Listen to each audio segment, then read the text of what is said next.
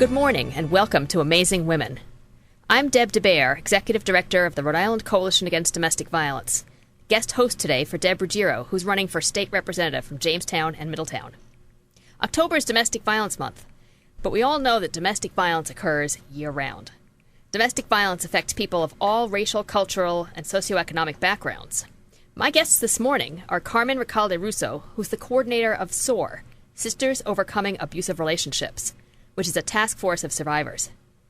Prior to joining the Rhode Island Coalition in 2007, Carmen worked for the Blackstone Valley Advocacy Center as a Latino advocate. She holds a law degree in Paraguay, South America, her country of origin, where she represented victims of domestic violence in family court. Also in the studio this morning with me is Madeline Perrault, president of the General Federation of Women's Clubs of Rhode Island, an international organization that was started in 1895, dedicated to community improvement and leadership development through volunteer service. The Federation is also a sponsor of the Coalition's campaign against domestic violence this year. Thank you very much. And thank you both for joining us this morning. We all know someone who's been affected by domestic violence, a friend, a colleague, a classmate. Carmen, why don't you start and tell us a little bit about why is it so hard for someone to break the cycle of violence? Well, first of all, Deb, it's a pleasure being here during Domestic Violence Awareness Month. And that's one of the questions that people have is why doesn't he or she just leave? But it's very hard sometimes because there are women and men that are experiencing domestic violence. They do have barriers. Sometimes it could be the children. Sometimes it could be like the whole. Okay, can I start over? Sorry. Just tell me a little bit more. Tell me what some of the barriers are. Why is it so hard to break the cycle of violence? It's very hard for many reasons. There are many barriers that the victims encounter when they are trying to leave. First, leaving is one of the most dangerous times in a victim's life. So they have like the added risk of leaving because something could happen to them or their children. Besides that, sometimes it could be economical, like not having, it could be that the abuser is the person who provides for the family. So leaving means losing the income, and with that, losing like the ability to live. I'm sure, especially with today's economy, that's particularly a challenge. You know, I know that the numbers are staggering in terms of the prevalence of domestic violence. Carmen, we hear that like 1 in 3 teens experience sexual or physical abuse or threats from a boyfriend or girlfriend.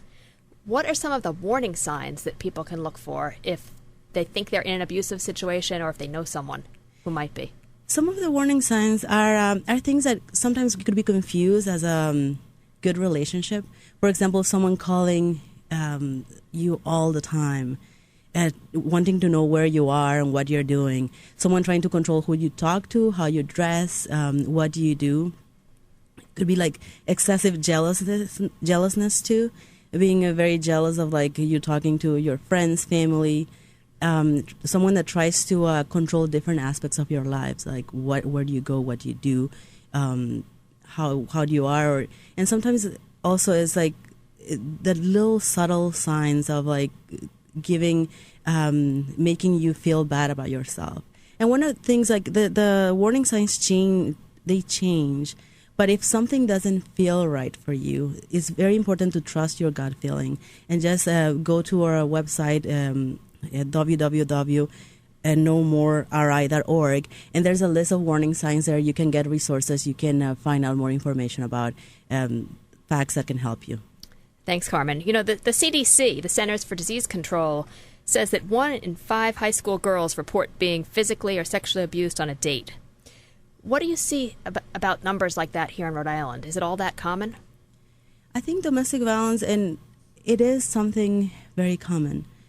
And it's something that, especially with teenagers, is sometimes like the fact that we don't directly talk to them about boundaries. We don't directly talk to them about what to do if they are in that situation.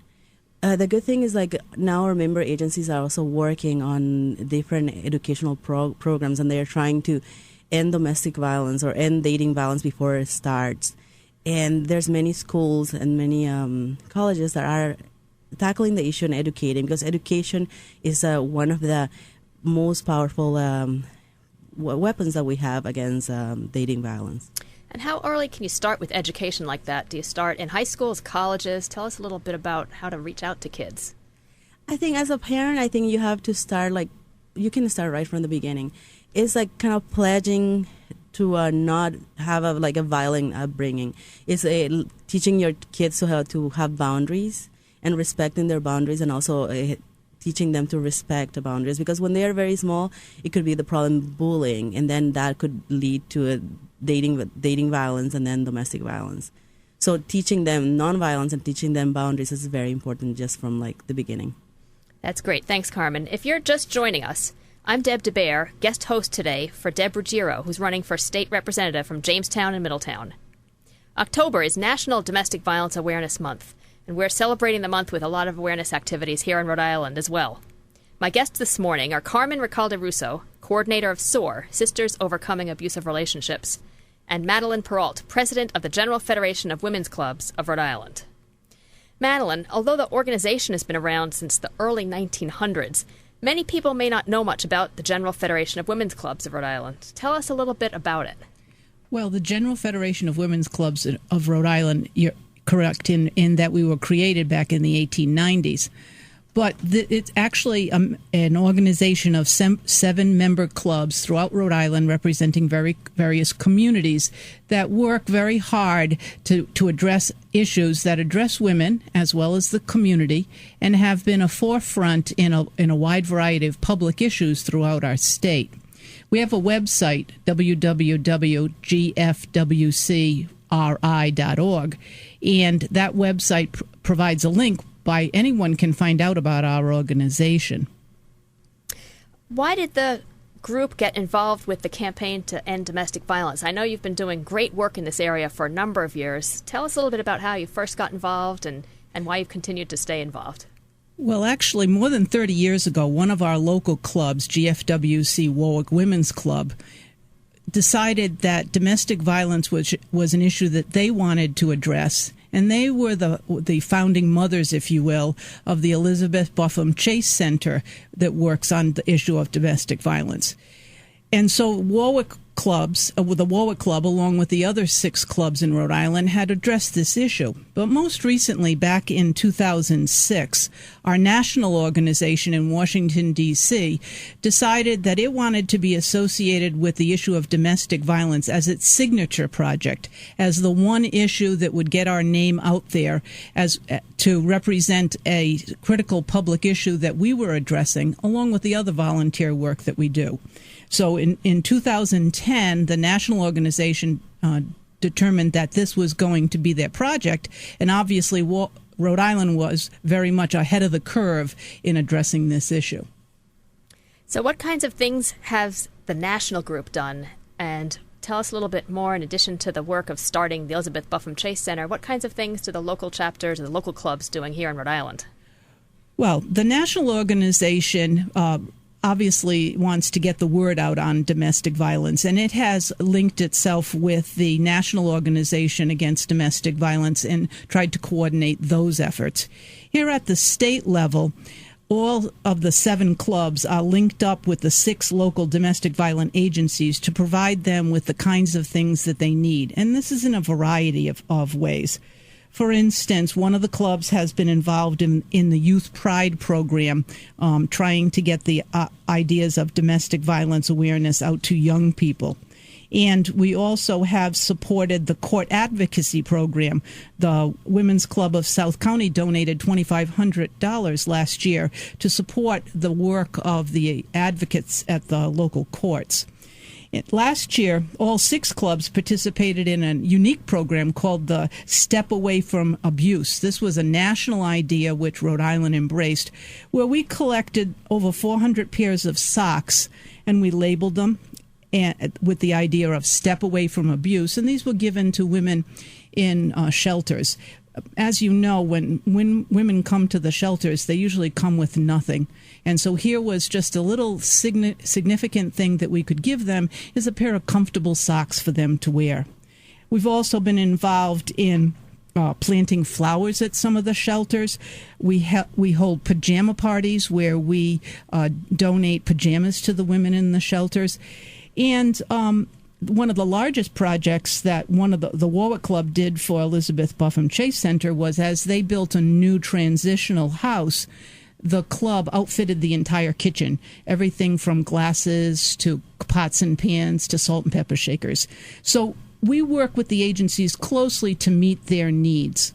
And one of the ideas that we want to get across is that if you're interested in the issue of domestic violence and how can you help, by joining one of our local clubs, you can address not only this issue, but many other public issues that we work on. That's great. You know, all those little details, the salt and pepper shakers, the flowers, all the way through the socks, they make such a difference when someone's fleeing an abusive situation to know that they're going to a place that feels like home. You know, October is Domestic Violence Awareness Month. This year's campaign is called No More. If you or someone you know is in an abusive relationship, take a stand, get help, and say no more. Call 1-800-494-8100 or learn more about the No More campaign at nomoreri.org. Carmen, tell us a little bit about how this No More campaign evolved. Where did it come from?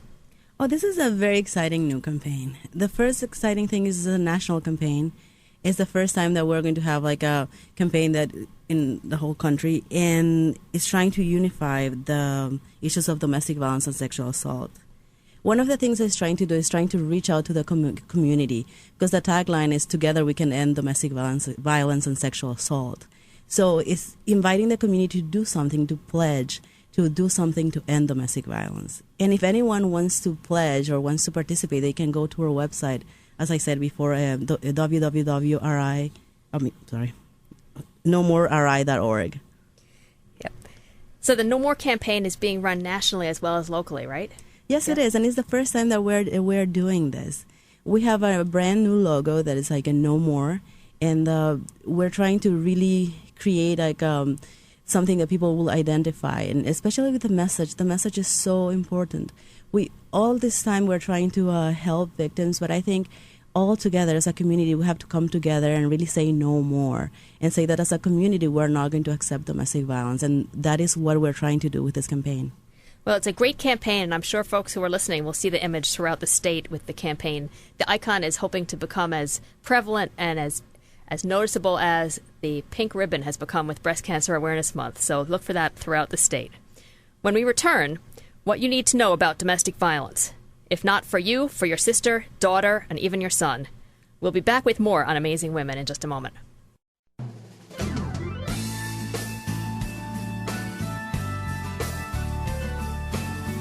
Welcome back to Amazing Women. I'm Deb DeBear, the Executive Director of the Rhode Island Coalition Against Domestic Violence. Guest host today for Deb Ruggiero, who's running for State Representative from Jamestown and Middletown. October is National Domestic Violence Awareness Month, and my guests this morning are Carmen Recalde-Russo, coordinator of SOAR, Sisters Overcoming Abusive Relationships, which is a task force of the coalition. Prior to coming to work at the coalition in 2007, Carmen worked at the Blackstone Valley Advocacy Center as the Latino advocate. She also holds a law degree from Paraguay, her country of origin, where she represented victims of domestic violence in family court. Also in the studio with us this morning is Madeline Perrault, president of the General Federation of Women's Clubs of Rhode Island, which is an international organization started in 1895 dedicated to community improvement and leadership development through volunteer service. Carmen, can you tell us if the problem of domestic violence in Rhode Island is getting worse or getting better over time? I think our experience shows that domestic violence is happening at the same rate. But because there's awareness now, we hear more about it. There's more people reporting incidents of domestic violence. And I think that the awareness is very important, and keep sending the message that domestic violence is something that we don't accept as a community, because that way people are going to get more services. So when, I know we've seen like the numbers of victims of domestic violence reaching out for help increasing. I know there were probably over 10,000 victims that received help last year from all the member agencies. Do you think that's because there's more domestic violence taking place, or are victims perhaps overcoming the stigma and being willing to call for help? I think a lot of it has to do with overcoming the stigma. Domestic violence, because of all the awareness, is not like the best kept secret, or it's not just something that happens that stays in the family. I'm actually working with a woman who she lived in a relationship for 35 years, and it was only now that she's starting to talk about it. Her kids are 52, and she never talked about domestic violence, but now because of the awareness, and she found the courage to actually come out and join SOAR and try to start having those conversations with children. And I think the same thing is happening with other people. The stigma is not so much there anymore, so people are reporting. And at the same time, they know that there are services. So they are more prone to try to get help. I know in the past some of our public awareness efforts have featured SOAR members and real survivors telling their stories and being willing to put their faces out on posters. And it's taken so much courage for them to do that. What's the impact on a survivor when someone is willing to speak out like that and tell her story for the first time publicly? Well, I have to say, the first thing I have to say that if someone should be here is like SOAR members, because they're truly amazing women. I think it takes a lot of courage to tell something that in a way they feel that is very personal and expose it to the world. It's a kind of roller coaster of emotions for them, because at the same time that they feel very empowered by sharing their story, they are also feeling the kind of going back to the day that things happen, and they're feeling those the fear, the shame all over again. But the good thing about it is that with that, they are able to transform something negative that happened in their life into something positive and actually change other people's lives. Yep. It's truly remarkable. They do amazing work when they tell their stories. Again, the phone number, if you or someone you know is in a dangerous situation, in a relationship that's unhealthy, call toll-free 1-800-494-8100. The website for this campaign this month is nomoreri.org. Madeline, tell us a little bit more about the General Federation of Women's Clubs. Does the Federation get involved with other kinds of issues in addition to domestic violence? Yes, they do. Although the domestic violence is our signature project and the one issue that we make paramount in all the work that we do, including providing scholarship money to survivors so that they can continue their education, we also do a lot in a variety of other areas.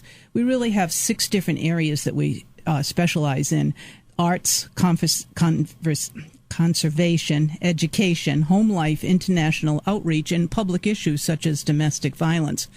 The individual clubs, the 7 of them throughout the state, do those kinds of things that are important to their local community. Now, in the past, if you look at the history of the General Federation of Women's Clubs, 90% of all the libraries in the country were started by General Federation of Women's Clubs throughout the ages.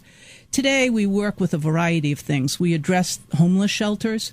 We work with Rhode Island Family Shelter to provide support for those agencies. Our October meeting this year will be centered on education and how the women's clubs can best support public schools throughout the state, and the focus being on education is the future for Rhode Island. And if we wish to increase the economy, improve the economy in Rhode Island, education of our children is the one way we can address that. So you can see, Deb, that we actually address a lot of issues throughout the state. So although domestic violence is certainly an important issue for us, the local clubs each have the ability to center on those issues and those programs that they feel will best center on their community and best make their community a better place to live. Thanks. So if someone's listening today and they live in Woonsocket or Westerly or Warren, regardless of where they live, how would they find out how to get involved with their local club? If they would go to the website, www.gfwcri.org, they can link on the local clubs that might be closest to them. There's one in Bristol County, Cranston Community, East Bay, Pawtucket, Wampanoag, which is Rumford, Warwick, and the Women's Club of South County. So although Rhode Island is a small place, we do have clubs throughout the state where women can go meet other women. And the other thing that you need to know is that we also work on socialization, that many women join the local clubs so that they meet other women, especially if you're new to the community. The other thing is that we work on developing skills that women need, leadership skills, communication skills. Those many of our members have gone on to be successful in their various educational efforts or in their own careers because of their experience in the Women's Club. I'll just share my one factor is that as a former educator and a principal of a high school, the kinds of leadership skills that I developed in the Women's Club over the last 25 years helped me in my profession as well. Absolutely. That's great. Thanks for sharing that. If I can just share something, Deb, one of the survivors that I'm working with that is SOAR actually got a scholarship from the General Federation of Women. And that has allowed her to go to school this semester. That's great. It's a wonderful service to be able to help someone get their education, build their leadership skills, and who knows where it'll take them. If you're just joining us, I'm Deb DeBear, guest host for Deb Ruggiero, who's running for state representative from Jamestown and Middletown. October is National Domestic Violence Awareness Month, and we're talking today with my guests Madeline Peralt, who's president of the General Federation of Women's Clubs of Rhode Island, and Carmen Recalde-Russo, who's the coordinator of SOAR, Sisters Overcoming Abusive Relationships. Carmen, tell us about the play that's being performed at the end of this month to commemorate Domestic Violence Awareness Month, Behind Closed Doors. Where did the idea come from, and how did you go about producing it? This is a very exciting opportunity, a very exciting idea that came up. We were talking with SOAR members about trying to do something to put their stories together and to be able to reach more people. So we contacted the Trinity Rep, and with their guidance, 15 survivors are writing a play that will tell their common stories of violence, hope, and survival. The play will, for one night only, will be performed by the survivors who wrote them. And it's going to be at the end on October 29th at 7:30 at the Trinity Rep. Great. How can someone go about getting tickets if they wanted to get tickets? For tickets, they can go to our website, soarinri.org, or they can go to the nomoreri.org website to register for tickets. And tell us a little bit about the title, Behind Closed Doors. Where did that come from? Behind Closed Doors, this was like the first meeting that we had, because the play has been written like almost in like in a democratic way. All 15 SOAR members are writing it. So they decided to brainstorm some titles, and they felt that in many cases the domestic violence happened behind closed doors, because they were never they were there. They have one face, like the smiles and the being like the perfect mother outside, but then when they were behind the closed doors, they were being abused, and they had the tears. So they wanted to show that to the public. They want this play to be like the opening the doors, and at the same that way opening the conversation about domestic violence. You know, that really resonates, because I've heard the phrase behind closed doors for years, but usually it refers and reflects on the abuser's perspective about how he's portrayed in the community as being a perfect community representative, and behind closed doors, only the victim really knows what he's like. So it's interesting to hear that this phrase resonated and came from survivors themselves to think about their own dual reality there. That's great. So how can someone get more information about all the different events that are going on throughout the rest of the month for Domestic Violence Awareness Month? Well, one thing to know is that there's going to be events in almost every town in the community or in every region. We have a calendar in our site, nomoreri.org. You can find the full listings, and it's going to be things from like poetry to play to different events in the community. So log on to our website, and you can see all the events in your community. And tell us again, Madeline, how can somebody contact the Federation of Women's Clubs if they want to get involved? I encourage all women in Rhode Island, if you're interested, to go to our website, www.gfwcri.org. Look at the information that's presented there. Click on the club link that's closest to you, and somebody will be happy to get back to you and provide you with more information. Thank you both for joining us this morning. I'm Deb DeBear, guest host for Deb Ruggiero, who's running for state representative in Jamestown and Middletown. And in keeping with Deb's tradition of ending each show with a quote, this one is from American relationship consultant Barbara DeAngelis. We need to find the courage to say no to the people and the things that are not serving us if we want to rediscover ourselves and live our lives with authenticity. Thanks again for joining us this morning. Enjoy the rest of your weekend.